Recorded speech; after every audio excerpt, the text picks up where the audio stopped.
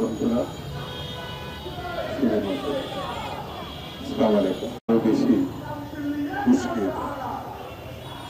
গণতন্ত্রের মত প্রকাশের সুযোগ আছে, বিএনপি সেটা ধারণ করে বলেই অশ্লীল এবং ঘৃণ্য বক্তব্য দেওয়ার পরেও বিএনপি প্রতিবাদ করেছে, কিন্তু কোনো জায়গায় কোনো বক্তাকে আক্রমণ করেছে এমন কোনো ঘটনা নাই। বিএনপির নেতাকর্মীরা অত্যন্ত ধৈর্যশীল। তারা স্বাধীনতার ঘোষক শহীদ জিয়ার অনুসারী, বেগম জিয়ার অনুসারী, তারেক রহমানের অনুসারী। তারা গণতন্ত্রের অনুসারী। স্বাধীনতা এবং গণতন্ত্র যারা বিশ্বাস করে তারা ধৈর্যশীল। এখনো বিএনপির নেতাকর্মীরা ধৈর্যের সঙ্গে অবস্থান করছে। বন্ধুরা, নানামুখী ষড়যন্ত্র, স্বৈরতন্ত্রের পতনের পর গণতন্ত্রের যে সম্ভাবনা দেখা দিয়েছে সেটাকে পরিপুষ্ট করার জন্য, গণতন্ত্রে উত্তরণের জন্য যেটি বড় প্রয়োজন সেটি হচ্ছে নির্বাচন।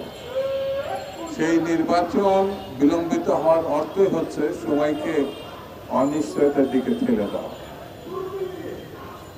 নির্বাচন বিলম্বিত হলেই পার্শ্ববর্তী দেশ যাদেরকে আশ্রয় দিয়েছে সেই কুচক্রী মহল, ষড়যন্ত্রকারী, গণহত্যাকারী, লুটপাটকারীদেরকে সময় দেওয়া, যাতে তারা বাংলাদেশকে অস্থিতিশীল করতে পারে।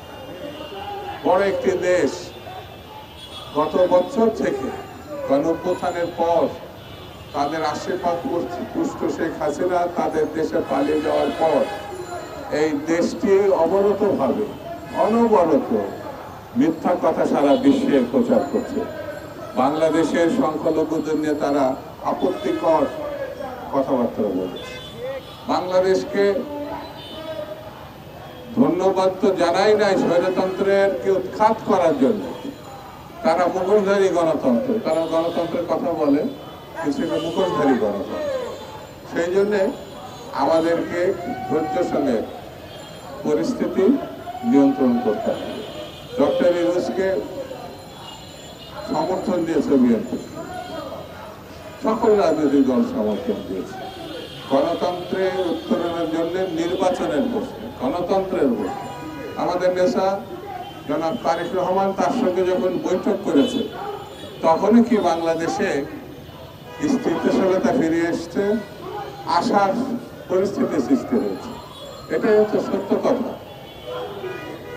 এই আশা এবং স্থিতিশীলতাকে কোনো কোনো মহল, কোনো কোনো রাজনৈতিক দল, কোনো কোনো ব্যক্তি হীনমন্যতার পরিচয় দিচ্ছে।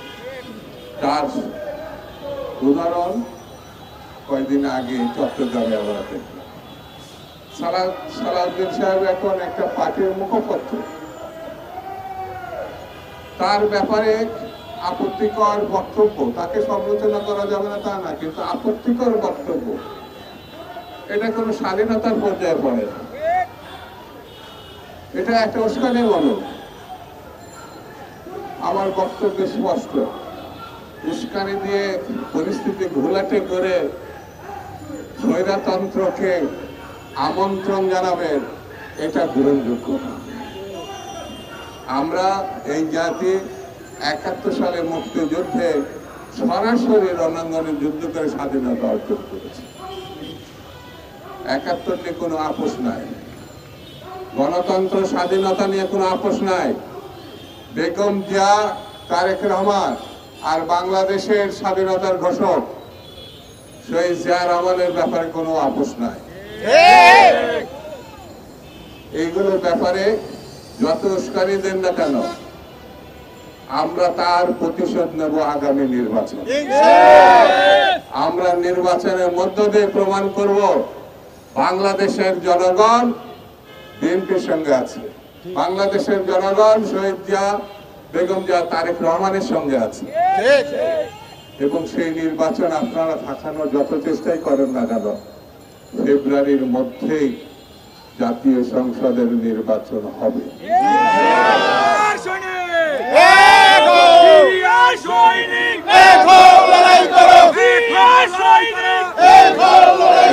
নির্বাচন ভারত বা অন্য কোনো প্রতিক্রিয়াশীল শক্তি, আধিপত্যবাদী শক্তি ঠেকাতে পারবে না। বিএনপি সহ সকল রাজনৈতিক দলকে আমি আহ্বান জানাবো, আসুন নির্বাচনের মধ্য দিয়ে গণতন্ত্র প্রতিষ্ঠা করি এবং নির্বাচিত সরকারের মধ্য দিয়ে দেশ শাসন করি। এই প্রশ্নে আসুন আমরা ঐক্যবদ্ধভাবে সামনের দিকে এগিয়ে যাই।